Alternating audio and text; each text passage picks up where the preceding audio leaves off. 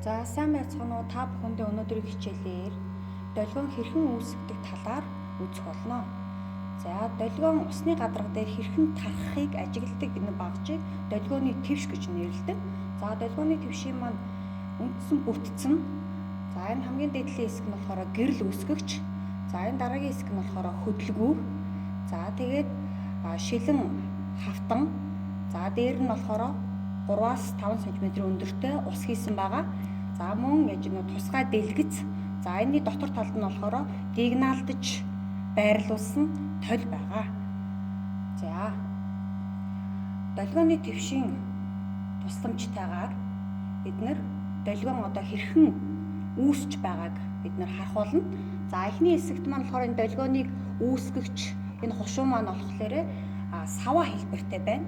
За саваа хэлбэртэй байхад үүсч байгаа долгион маань дараах байдалтай харагдчихэв. За одоо тэгвэл үүсгэгч хушууга соливол ямар хэлбэртэй долгион үүсхийг харъя.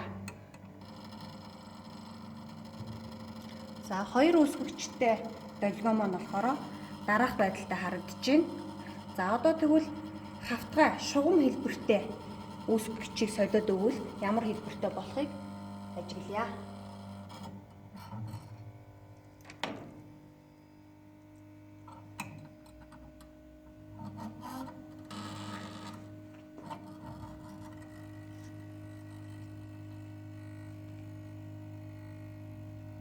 За дараах байдалтай харагдчихэв.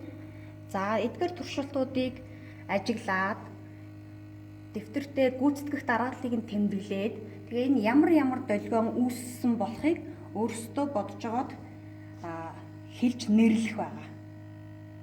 За ингээд анхаарал тавьсанд баярлалаа.